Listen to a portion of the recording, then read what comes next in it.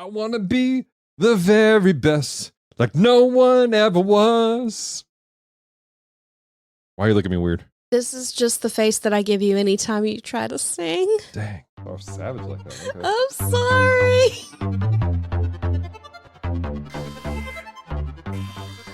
Glicks, what is going on? We are receiving a signal from a new area on the planet Geekery. All right, let's see what the planet has for us today. Opening forms in 3, 2, 1.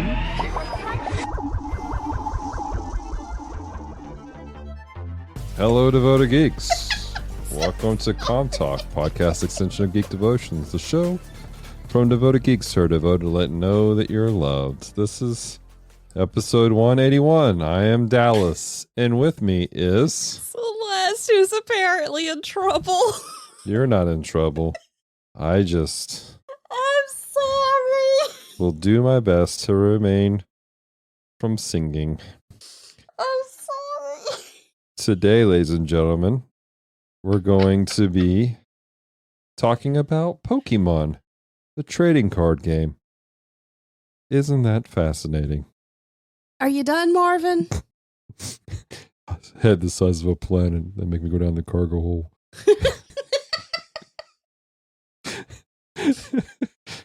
I'm sorry. Head the size of a great ball and make me go down the cargo hole. That's actually pretty small. So. That fits. Fit a little bit better, though. All right. So if you guys have missed it, a couple days ago, we announced on YouTube that we were getting into Pokemon, the trading card game. Yeah. And Celeste, why are we doing this? We are student pastors at our church, and as a result, we have a couple kids who are really into playing Pokemon, the trading game. Yep. Trading card game. And so that means that in order to form more connections with them, we are also now into the trading card game. It's not that we have to, but we're looking for opportunities, and we have more kids coming into the youth group that are into this. Right. So if we can find multiple connector points, yeah, and it will just help. Yeah, it's like the reason that we got the deer game. Yeah. We got it because one of our students was really excited about it. Yeah. And then when we told him we got it and that we were going to stream it, he was super excited. Oh, yeah. And then all the students watched it also. And they've kept watching our streams. They loved it. They thought they freaked out about it. So it's created we want to create points of connection. Not that we're getting into things that we wouldn't necessarily get into. Yeah. But just that we want to make sure that, oh, they're interested in this. Let me understand this. Exactly. Now, for context, like, we like trading card games already. Yes. We played one particular trading card game for quite a while, and it was just too expensive. For me, it was too expensive. Yes, because the style you like to play is the most expensive one. It is. And before people are like, oh, it's because Dallas is so bougie. It's not. It's just, so the game that I played, that we like to play, this format, it was a 60 card set, and you had to have certain things. And I'm pretty good at constructing around that. And I was able to go, okay, here's the patterns, here's what I want to see happen.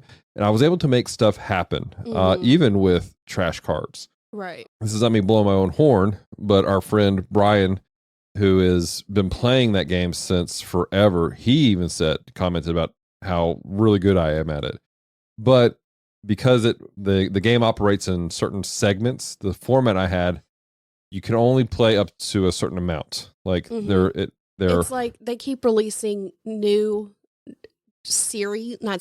new additions. Blocks is what they call them. New blocks every month, almost every few months. Yeah, it's every few months. And it's only like 30 blocks, 40 blocks. And so you would get a card, and then a year later, it would no longer be able to be played. In the format that I enjoyed playing. In the format that you enjoyed playing. And so that was the thing. So I kind of backed out of that. But Pokemon, again, I'm not looking to get competitive with it.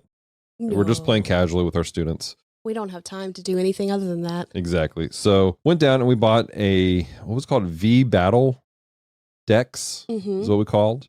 And it comes with 2 pre-constructed decks for Pokemon, 60 card decks. plus some bonus cards Mm-hmm. you can trade in. And yours, well, I say yours. They came with one was themed around Mewtwo V, which is a specific type of card. Specific type of Mewtwo. Right. And mine was based around Melmetal V. And now I'm at a disadvantage of the fact I have no idea who Melmetal is. I don't recognize him at all. Of course, again, I was talking to one of our parents at the church and was like, last time I was really into Pokemon, there was only 151 of these things. Yeah. And I was darn good. I recognized them by their outline. Yep. I was like, who's that Pokemon? I'm like, that's Snorlax, son. But yeah, so we've Celeste and I, we got these and we did some unboxings. You guys want to check out the unboxings of what this set looked like? And another thing that we got, go to our YouTube channel. And but we were on the back end of playing. Yeah. We played several rounds to get a feel for things. Yeah. So let's talk about it, Celeste. How did you feel about this game? I think that my method of picking decks, going off what's pretty, is working well for me. Why is that? Not that I won against you, but I have some big old baddies. You do have some big baddies in your set that make you go, oh. Yeah. Yeah, it was intimidating seeing what yours could do. And like at one point, like Mewtwo's ability freaked me out for a minute. Yeah, that's understandable. So now for context, when we played blind first. Like we knew the basic rules. Yeah, and we just kind of rocked it out. Interesting thing about these V sets are these V battle sets. And I like this a lot. It comes with strategy guide for these things. Yeah, it does. So you go, oh, this is what this is supposed to do. And I want to put this out there first. These sets are perfect for beginners. Which, ironically, we didn't read that until after our first game. Yeah. And so we had done some of the strategies just naturally. Mm-hmm. But I think the second game was when we really found our groove. Again, not that I won any of these, but I also kept going into it with MTG in mind. Right. Of there is a way and a pattern that you go and do everything, and you can't do this because I've already moved on to this stage. Right. And apparently that's not a thing in Pokemon. We think. The rules didn't say it was a thing. If it's a thing, somebody let me know. Yeah. And again, we're straight beginners. Beginner noobs. So I've never played this card game. Yeah. Magic the Gathering was the first trading card game I'd ever played. Yeah. I played this game a couple times back in high school. Again, shout out to my boys, Fish, Spud, and Brant. Because they were my Pokemon battle buddies.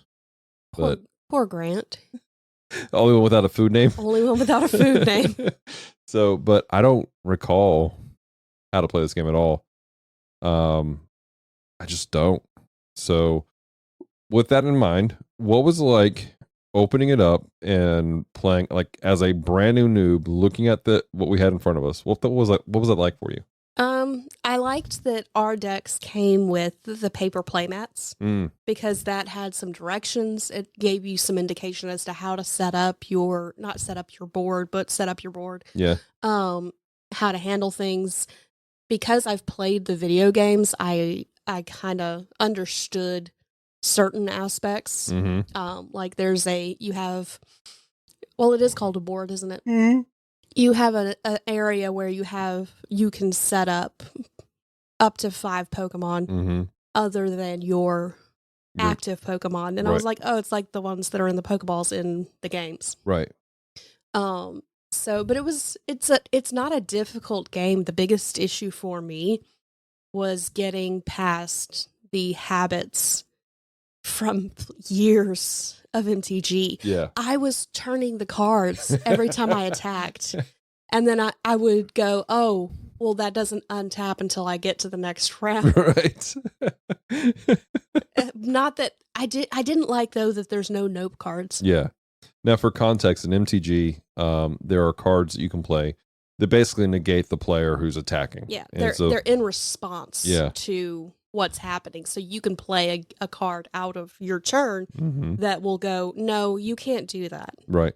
I want to go back to the playmat because you mentioned how great it was that it explains things for you. Yes. To the point that, like, for the active card, you put your active card in the spot that it has for you, and it has guidelines going, hey, this tells you the attack power. This tells you the hit points it has. This tells you, if it's an evolution or not. And again, I can't stress this enough. I love how user-friendly and how beginner-friendly this game has been. From opening the sets to like this whole, like, opening up the guides and everything. This has been amazing. Yeah.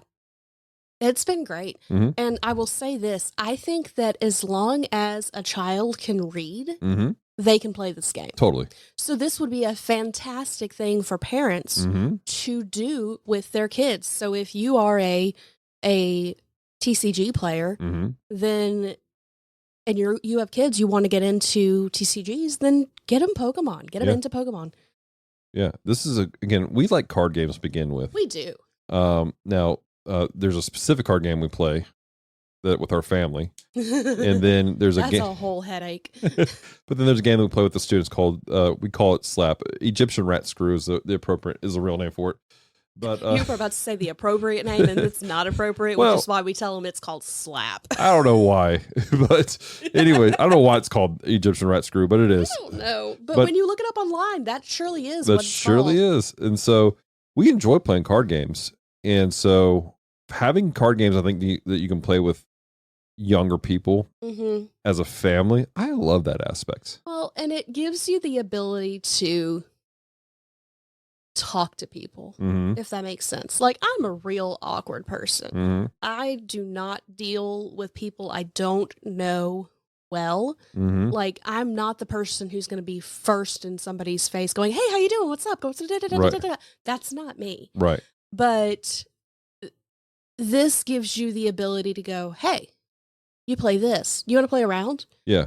So when and most card games do that. So you go in a situation where people are playing card games, then you can sit down and you automatically have something to talk about. Right. Which can then lead into a better friendship. Exactly. And again, you're hitting on the head. Like, that's one reason why I enjoy that's why I enjoy multiplayer games, period, where there's communication outside of just attacking each other. Right. But like sitting down across from person playing Pokemon, we're going, oh, hey, what does a card do? We're talking about life. You talking about, you can talk about the experience with Pokemon, what you enjoy about Pokemon, all these things. You laugh. If you're in a group of people who are good spirited, you go, man, that was amazing. You just wrecked me. Yeah. You can do those things in a healthy environment. Yeah. Well, and that's like, there's another game. It's technically a card game called Munchkin. Yeah. That we love because it's hysterical. Yeah. Its whole purpose is for you to laugh. Yeah. Oh, yeah. So, but it's, how to put this? I love the idea of playing games with people because not only does it open up for conversation, but a lot of people put their guards down. Yeah. Years ago, we had a small group that met at our house. And we played card games almost every single time. Yep. And through it, now some people are like, well, you guys are supposed to be doing certain things. We prayed. Yeah. But while we're playing games, guards were dropped. We talked about hard situations in life. We talked about drama in life. We talked about how to handle things appropriately. We handled things from a biblical point of view. And that's the thing I think people think, how do I put this? There are some people who think that just because you're having a religious, spiritual small group, that it all has to be the set situations. But sitting down playing games together, fellowshipping together, that opens doors for things. Well, and it also opens doors for conversations that you might not have with other people because our house became a safe place for several of the people who attended regularly. Yeah. And it became a place where they could come and just relax, even if it wasn't a small group, even if it wasn't a time frame where they were supposed to be over. Right. one of the participants of the small group was having an issue, and she came over to our house and spent the night. Yeah. Now she slept in a chair and I slept on the couch because it was one of those things where I didn't want to leave her alone in case she needed somebody Yeah. in the middle of the night. But it was one of those situations. But again, that all was birthed out of relationship building around playing cards. Yep. Playing a game. And, this right here, this is a fun game. It's some adorable animals on it, but it's easy to understand to the point that you can just get in there and play. I mean, you and I literally, we popped them open, and within probably 15 minutes of looking at the rules, we're playing a game. Yeah. And now, some of them, you do have to read the cards carefully. Oh, yeah. Which is why I said your child needs to be able to read and read well. Yeah. Because we played an entire game with me using a card wrong. Yeah. It's true. It would not have been quite as devastating. So, well, Celeste, question for you. Yeah. Going back to the card game itself, was there something that you did in the game that you were just like, man, I really enjoyed doing this in the game? Like a particular move or aha moment you got me at? Mewtwo's ability is really beast. Hang on, let me pull up Mewtwo. Right. Yeah. I can't do that. There's counters in the card box. Let me pull some of these out, and you answer the question. Yeah. So my particular set, I have a couple big baddies that do some amazing things, but they require energy. And I have this one called Galarian Berserker, which is the evolution of Galarian Meowth. And it has, for one energy counter, it says search your deck for up to 2 basic energy cards and attach them to your Pokemon in any way you like. And I love this because he's pretty beastly. He's got 120 hit points on him. And so you happen to have something that didn't do too much damage. And I was able to beef up my benched Pokemon. Yeah. So that I could, when that went down, I was able to come in and just smash you out. And then I have this other one that is ridiculous. It's called Unpheasant. And it's 2 stages up of evolution. Mm-hmm. And it has this thing called Hurricane Wind. And my God. As long as your coin flips work, I get 70 damage per hit, and it's 4 flips of a coin.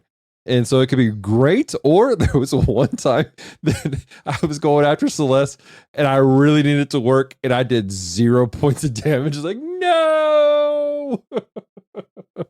It was a bad situation for me, guys. You were not happy. Right. But like the guys who constructed my set, it was all about being able to get energy to your characters quickly and recover. Like I have one thing that allows me to recover energy from my discard pile. Oh, nice. And then like I have That'd be handy. Melmetal, his whole thing is he has arm charge, which is like it already does 50 points of damage. Mm-hmm. However, when I use it, I'm able to get more energy, and so he's automatically upgraded to Mega Punch. So the next round, I just go for it, and I have free energy for the next round also. And generally, it's a one-shot. Yeah.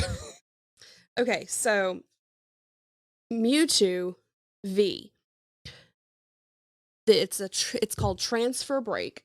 Let's see if I can read it in this room. It says, move energy from this Pokemon to one of your benched Pokemon. But it does 160 damage. Yeah, that was a big boy. It's a big old boy. So, but it was good because, like, there was a point where before I could get up to that level of energy, you had done where I was like 10 points away from fainting. Oh my goodness. Like, which tells you how much damage he had done to Mewtwo, because it's 160. Yep. Thank you, Unipheasant. So I was like, that card. So I was like, okay, well, I'm going to do this. I'm going to take one of these energies and put it on one of my benched ones that I'm about to use, because I know that this guy's going to be gone my next turn. Right. By your next turn, he's going to be gone. But then I did 160 damage. So, oh no, he's at 220. Yeah. So it's even worse. The card I didn't get to play that I want to play is we actually have the Evolution. Yeah, which we opened up in a pack. It was in a pack. Like, what the heck? But in the pack, it's Mewtwo V-Star, and it has some crazy abilities that I can't read in this lighting. Right. But it's basically nuts. that one does some major damage, but you have to discard energy. Which that's the thing is with this game, the energy stays with your characters. Yeah. But you have to discard energy, but you can discard from any of your other Pokemon that in your bench also. So, but what's great about your set that I was looking at as you're playing was that it has its own mechanic to quickly get energy to your other Pokemon. Yes. You did this really solid thing where you transferred energy to some of your spare energy to another Pokemon right before I took out Mewtwo. Yeah. That was genius thinking because that buffed you up and it kept you going for a good limit and too. It was one of the Pokemon that like it didn't need a ton to keep going. Yeah. It needed like because some of them don't have the ability to do anything if you don't have multiple energies. Yeah. I will say that is one thing that I didn't care for is that the energy was not universal. Yeah. Like I couldn't just go, I'm going to use this energy to do this with this card. Right. It stayed with the character. So then I lost energy. Yeah, that is a thing. So, but at the same time, like it makes sense to a degree. It does. So, I'm going to put this out there. Also, the fact that these are precogged sets. We picked up, we played in 15 minutes. Had a great time. We understood them pretty intuitively. Yeah. And it's not that we're just these super brains. It's just like, it makes sense. Like the way these were built naturally, there were precogs of Magic the Gathering that you and I picked up, and it took a minute to figure out how they function, how they worked. And some of that was the fact that the different colors of mana worked differently. So like you won't play a green deck the same way you play a black deck. Exactly. And so, but even still, like picking up a precog of that game, it takes a little bit more work. This, again, I can buy a precog, boom, play. So, but that leads me to our final discussion point about this whole game, and that is this. The idea of building our own stuff in the future. We're not at the point to do that necessarily. Well, I take that back. We have, one of the things we bought is kind of a, you build it set. It has a base, and then you have to add 20 extra cards to it. But that being said, Celeste, what is something you would like to build? Like, is there something like you have an idea based around that you would like to play with? I want to build a deck around Gyarados. Okay. I like that. And now I understand that means I have to have a Magikarp. Yes. And then a way to evolve it quickly. Yeah. So I'm not sure how to make it happen. Right. But Gyarados is my favorite. Also, I want Psyduck. Get you a Psyduck deck. So I've Hector Murray, who is an amazing individual, by the way. He is. He has Faith and Fandom. Not Faith and Fandom. No. Oh my gosh. Yeah, Faith and Fandom. Oh, it is. It is. Yeah. So Hector Murray of Faith and Fandom. He's got like 6,000 devotional books for you guys to go buy and be encouraged and get saved all over again. He messaged me with some practical stuff about Pokemon because he's got a pretty extensive stuff. Or what's the word I'm looking for? He has a pretty extensive collection. And so he goes, any pre-made decks will be a good start, but variety is a spice of adventure. And having different types of decks really opens up the gameplay. He goes, the biggest thing is that Pokemon aren't the biggest component of actually playing. Each deck has 60 cards, and you will maybe have 11 to 15 Pokemon in your deck. And so it really is like, get a concept of what you want it to do and build around it. But so my idea is, because I want to have stuff, again, guys, call me basic if you want to. I grew up with the original 151. I have a lot of love for them. I have a lot of nostalgia for them. I want to build a deck based around Goliath, Growlithe, the fire puppy. You know how to say Growlithe's name. I don't know why I messed it up, but Growlithe. And I also want to build one around Abracadabra and Alakazam.